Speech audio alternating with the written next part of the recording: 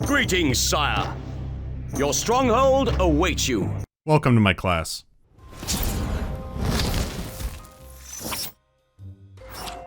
Alright, so this is going to be a little different than the usual video. I'm fairly easy to reach contact-wise, and over the years I've noticed a pattern in emails. Details and the wording can change around, but it boils down to, I want to make YouTube videos like you do. Where do I get started? This is an attempt at answering the more common questions, so hopefully in the future I can just link this video to people unless it's something really specific I need to answer. When I said welcome to my class, I do not mean at all that I'm an expert or a teacher on this. You might want to view me as a classmate who might have been around a bit longer, or maybe a grade or so above you. I don't know how to put it. I've seen some other videos about doing game stuff on YouTube. Some were so negative and concerning that I felt like they might be trying to burn out any competition rising up. Statements like, it's too saturated, you'll never make it. Everyone on the website is secretly out to get you. It's one of the most difficult jobs out there. I can usually tell when someone's never had to pop an ibuprofen before work and on their lunch break. So for this, I'm going to point you towards tools and tricks that I've found helpful. I'm not going to go too in-depth into any subject matter, especially for technical stuff like how to run a video editor and tutorials for those, since those are everywhere. I'll show some bits of my own process and give you some alternative methods you could use, since I want you to go off in your own direction when you do this. I'm going to put a DVD menu-like list of timestamps on the screen. This way you can skip over anything you might already know and not waste any time. So let's start from the very top. What should my first project be? I get this question a lot and it's an easy answer. Do it on something you're passionate about. Maybe there's a game you really love. Maybe there's a game you really despise. The sentiment is that for better or worse, if someone asks you about the game, you should be able to go, don't get me started on that. I find it much easier to talk about something you have very strong feelings on, rather than something you're very mixed or conflicted on. You already have a strong opinion on the game, so you might find it simpler to convert your thoughts into an organized format from there. When a game or anything can pull off one aspect really well, but has other elements that are just terrible, you might not be sure what you think of it for a while. Maybe not ever. We're going to be very hypothetical for this video, so for now let's say you have your idea. You know exactly what you want to do your video on. So now you need the tools to do it, your hardware and your software. Let's look at some options. Your first task is the hardware and software you need to play and record a game. If you want PC building advice, just go on logical increments. This is much simpler than it was to do a few years ago. Recording your game won't tank your frame rate the way something like Fraps used to. I'm going to recommend two free options. If you have a recent Nvidia card, you can use Shadowplay. I mainly use this for my videos. It has a very low to almost non-existent impact on your frame rate in most games. You can also customize a time under 5 minutes, say 30 seconds, a minute, or 2 minutes, that will save that amount of time when you press a button on your keyboard. So if you're playing a game and something crazy happens you weren't expecting, you can just tap a button on your keyboard and the footage is saved, even if you weren't actively recording. This is good if you're short on space or just trying to capture a really good moment or a bug that happened. Damn it. I guess we'll just keep server hopping. I mean, it worked that time. There have been some versions of Shadowplay that had weird sound issues, but other than that I haven't had much problem with it. Your results may vary. Alternatively, you can use Open Broadcast software. I'm more familiar with this one for streaming, but it records video just fine as well. From what I've seen, this one is more taxing on your CPU compared to Shadowplay. You'll need to adjust settings according to your hardware. So now we're on editing software. The best free editor that's around is most likely DaVinci Resolve. Some people have told me they hate it and they prefer HitFilm Express, but I'm not experienced enough with either to make a choice on that. The most common video editor is Adobe Premiere. You pay monthly for that one, but it is a standard tool for video editing, so it is a transferable skill that can help you in other areas of life. There's also Magix Vegas, formerly Sony Vegas. This one will cost a few $100, but you don't have to pay monthly for it. You buy it and you're done. Sometimes the Humble store will sell an older version for about $20, which is a steal for that kind of software. You'd be wise to keep an eye out for those kinds of deals. If you get a chance, trial both of them and then just go with what you like more. There are a lot of others out there too, like Power Director and other alternatives, but there's just too many to list. These are the main ones. For audio software, just get Audacity. It's free. If you can only choose one, which do you think is more important? Your audio quality or your video quality? Let's do a quick comparison and think about which one you would turn off first. Hey everyone, welcome to my Project Ascension video. I know my footage is a little choppy, but I want to talk about one of the classes here. So if you're looking to explode people from across the map, I have a really good idea that can help. Hey everyone, this is my video on Metro Last Light. It's not actually going to be about the main game, but it's going to be about the DLC. This DLC. I've been playing it for a while. It's pretty good. Let's talk about audio setup. For a YouTube video, your visuals are important, but audio can be even more helpful. More and more people are starting to listen to YouTube videos as background audio, so you want to make sure that's nice and clean. You don't need to look around for the highest end equipment, especially for YouTube. They still compress the audio down pretty heavily. It seems most people starting off get a Blue product, either a Blue Snowball or a Blue Yeti. A properly set up Yeti can work great for YouTube. To give a quick rundown, a Blue Yeti is a USB microphone. You can plug it in and configure it with very little hassle. Most stage microphones and professional microphones in general use an XLR cable instead. USB microphones convert analog signals into digital signals with an onboard converter and put it into your computer. This is where USB quality can suffer a bit. An XLR microphone doesn't have that converter. You need a separate audio interface for that, like this one. Some interfaces come with helpful software, options for mixing audio more, and other quality of life features. Most importantly for our case, they do a better job at converting audio from analog to digital. Now you don't need to break the bank to get one. Mine was about 30 bucks on eBay. You can buy a lot of good audio stuff on eBay. Not that everything there is good. I'm currently using an AT2020. That one also comes in a USB version. There's a great video called How to Be an Online Voice Actor that can teach you more about audio interfaces and microphones. You could be on destitute budget and recording with a cell phone or a $5 plug-in desk mic. Your cheapest option is probably using Audacity. It can remove background audio like a computer fan or an air vent or something you have no control over. Even the best audio equipment won't help if your room isn't ideal for recording in, especially in the corners. You don't have to cover everything with it, but consider getting some foam. I use a website called Foam by Mail, which is fairly cheap for the product. Putting some bass absorbers in the corners could help reduce echo by a lot. You don't have to redo takes or over-edit audio if there's no echo to deal with. They're so light that I've actually gotten away with using T-pins to hold them up. No glue, big holes, or anything the landlord won't like. Using pins and command hooks to stitch things together isn't pretty at all, but it works. It's good if you're renting. If you do get flat foam, focus on the wall in front of you, and especially the wall behind you. There are a lot of guides out there about acoustic treatment, and they'll vary based on what your room is like. If even foam is out of budget, then throw a blanket over yourself. When editing audio for a video, you don't want it to sound too jarring. If you use in-game audio and rapidly switch between all the clips, then it could sound really odd.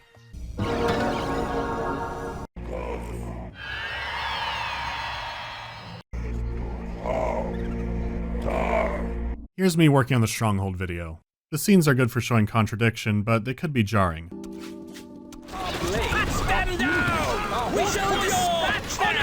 I don't want to scare anyone or blow their eardrums out, so what do I do here? I lower the volume of the battle clip and then crossfade it into the other one. That way it gently transitions in. We await your orders. In-game music can make editing for a video harder, but there are ways around it. I want to go from this battle into the video intro animation. The clip isn't long enough for that, and the sounds of in-game battle will be there with the music, so what do? The GOG copy of the game includes a soundtrack, so I just need to find that music that was used in the battle and then line it up in the video. After playing it by eye and ear, I think I have them both nearly lined up with each other.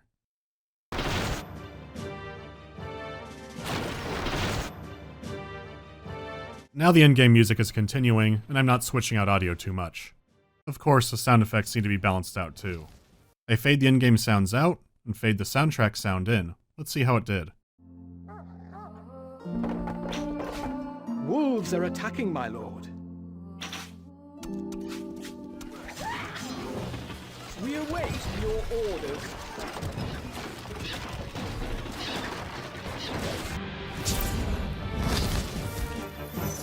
This is effective to do and good for not assaulting people's ears. When you add your own voice into the mix, you'll need to make sure that stands out as well. Some of my earlier videos had really poor audio mixing in areas, and it still bothers me. Moving on. Your main limits in video editing are your imagination and your software. I've personally always gone for a very simple style of editing. Videos that had constant visual gags and flip transitions were getting me dizzy, or maybe I was going crazy. I don't forego these completely and still use them from time to time. I use them so rarely that when I do, it helps emphasize a point. Most of the more advanced stuff I do for editing is a sound effect or a visual effect that's usually hidden in plain sight. It's fun for me when people call me out on them, and there are still a few hidden that I don't think anyone's noticed yet. For the meat of the video, I have a very strong emphasis on show and tell. If I'm talking about something, I try my best to have it on screen. If I'm watching a video while someone is naming off exotic weapons or enemies you can face but doesn't show anything and just shows one long clip, it gets really irritating for me. Audio is essential, but people are still going to watch the video. So while my editing is simple, the actual preparation time is pretty long. When I'm done recording a game, I could have hundreds to thousands of clips to go through. I go through all of them to remove things like duplicate clips and junk files. When I'm done recording, I have hundreds, sometimes thousands of clips to go through. Some clips I might give a label to. Like if I was going through the weapons in an FPS game, I might call them Wep Laser, Wep Machine Gun, etc. Now when I'm editing, I could just type in what I need, and there it is. I usually still find a few duplicates this way. This is a dry process that takes hours, but it saves headaches later on. The editing will be much more enjoyable with proper preparation. You could also follow the route of recording giant clips at a time, but you might want to start a timer when you do that. When something important happens, you can timestamp it in a notepad or on your phone. Otherwise, you might have to go through hours of footage just to find something specific, and you probably don't want that. Another good tip is to never, ever update your video software during a project. You should only want to update if it's to fix a bug or a new feature you want. Updates can usually cause more trouble than they do help. Another good preparation tip is to account for things going wrong. You should be mindful of this, especially with any older games. Some might have an obvious issue that you'll need to fix before you can start recording the game. Armed and Dangerous here was running a little bit too quickly when I first started it. Other problems might show up only after recording. In Necrovision, the recording indicator kept popping in and out. When I was recording the original Stronghold, it would sometimes randomly flicker to my desktop, but only when I was recording. Sometimes the recording would be fine even though I saw the desktop in real life, but it would do the opposite as well. An editor preview might not show me that mistake, so I had to double check all my footage. Your style of editing is all up to you. No matter what, having what's on screen complementing what you're saying helps your ideas flow better. If I'm going to talk about farming, I might not want to show the flaming inferno. Speaking of which, you may be wondering what to say for the video. Here's why I'm doing that after recording and video editing stuff. Maybe you think Mass Effect 1 is the best game in the series, and you want to make a video about why. You know it stuck with you, so you spend a long time scripting it all out. Now you just need to get the footage and you're done with the video. Oh, that's right. You might have forgotten about some stuff. So now your script needs some rewrites, probably significant ones. If you had just played the game first, you wouldn't need to be rearranging stuff to that degree. You might notice other things you really liked that you didn't think about when you were first writing it. It's fresh in your mind after playing it. Starting your writing after playing the game makes the most sense. Don't start writing based off a distant memory. You shouldn't go looking for things that confirm the script you wrote before. You should be finding the things to make your script in the first place. Getting your thoughts in order is one of the most challenging parts for me. What I've learned is that you should treat your ideas like directions on a map and not a Bible. Sometimes I record a lot of footage of something I think will be a big deal. I go, man, some of these sound effects are annoying. Then I start recording my voice and putting the video together. Is a sound effect telling a player that their reputation changed really a big deal? Not really, but I still could mention it. But in the grand scheme of the game, it really is a minuscule issue. I don't want to waste too much time on the tiny things I like and dislike compared to the more important aspects. Then again, maybe you want to talk for hours on end about the tiniest things. It's going to be harder to get people to watch that, especially if it's something that's not popular. You can indulge yourself all you want, but there might not be an audience for it. At the same time, there's an overexposed subject. I saw a movie a while back that I didn't like. I understood what the director was going for, but I thought a lot of it didn't match up, was really sloppily executed, and had a scene that was supposed to be dramatic, but it was funny instead. You may have heard of people being unhappy with this small indie film. I didn't like the movie, but there are people who have made careers off of not liking that movie. I don't think I have anything significant to add, and I'm not that passionate in disliking it. So, you'll never see my cool video on it. There's another game that came out recently that's it's a trash fire. I've heard some people didn't like it or had some issues with it. Like the movie, a lot's been said on this game already, and I don't have a lot to add. I'm not doing these things because I have no creative drive to work on them. Some people have said they want to work on a game, but they don't want to because it's overexposed. Do it anyway. If you have a creative spark in a project, then go ahead and do it. My examples are of apathy. I might be able to add something, but I'm not invested enough to really get some good stuff out of it. They're popular to talk about, just not for me. I'm not avoiding them because they're popular. The problem I hear is the opposite, where someone really wants to work on a video about a game, but they think there are too many videos out there. You might be underestimating how much that you can add if you care about it. Maybe you want to do a video about the Phantom Pain, but talk about fashion and the clothing. Maybe you were disappointed with the open world feature, but you could explain why and compare it to Metal Gear Solid 3. You could say why Darkwood scared you. Maybe it reminded you of an unpleasant memory. Anyone can say game good, game bad. The way you reach that conclusion can be interesting. How about context? Do you want to talk about what's good and bad inside of Mass Effect 2? Maybe there's something you don't like inside Mass Effect 2. From there you could scale up to the series and go, is this better than how Mass Effect 1 did it? You could compare the world building and characters with RPGs in general. There could be one you think does things better and you can explain why. You could come to the same conclusion as someone else, but how you get there is your own. Don't shy away from a game just because someone else made a video on it. Sometimes you get stuck when working on a video and want to come back later. That does help sometimes, but other times you really need to sit down and try and work at it. Some people say they have to wait for the magic to come to them. If you start actively working at it, the magic usually shows up. Sure, an idea or a joke might pop into your head during the day. I still think most of it shows up when you sit down and get to work. Okay, let's pretend your video is all done. You want to put it on YouTube. Your title and thumbnail will be the main ways you present yourself to the world, but there's more to it than that. We'll still start with those anyways. When Tentacle remade the thumbnails, they were very simple. It's also effective. It's usually artwork or promo art of the game, a little thing down there that says review, then my little icon in the corner. It's very straight to the point. A stranger sees that it's a review of the game, and someone who knows me can clearly tell it's made by me. It's a good setup, I think people like it. A free image editor like GIMP is good for making these. Be straightforward. Don't try to trick people, they'll just click away. You do you. This might not be a mistake, but I'm gonna call it a mistake. Do not overbrand your video when you're starting out. People don't know who you are and are most likely clicking for the topic. Maybe you named your video like a show and also have your channel name in the title. Then at the very end, you put the name of the game. I'm amazed how many times those are cut off. I can barely tell what the hell you're playing, please stop. A good title and thumbnail is a balance. You want people to know it's you, but you don't want to look so alien that no one new ever comes to your videos. Another way to reach new people is by properly tagging your videos. I think YouTube can be vague on that because they don't want people to game the system. Well, they do. Those services who guarantee real views for money just know how tagging works, and they put it in properly. The system is always changing, so this might not be relevant at some point. Let's say you title your video, My Cool Morrowind Review. You put whatever in the description. Then you put in your video tags. Here's what's very wrong about these tags. If someone searches Morrowind Review, this will most likely not show up. The phrase itself needs to be made into its own tag, Morrowind Review. The word review as a standalone tag is meaningless. You should think of a tag as something people are going to put into a search on YouTube, not what the topic is. If you put in gaming, that's only going to catch people typing in gaming. You can put your video in that category and you'll be fine, so let's wipe some of these out. Okay, what platform is it on? You did show gameplay, right? Isn't this in a series? Now we're cooking. Wait, what's your channel name? There. Now the video is more related to other videos about Morrowind and the Elder Scrolls. At the same time, it can relate back to your own videos. It's also good if you have some triple keywording. Let's go back here. Look for the phrase Morrowind Review.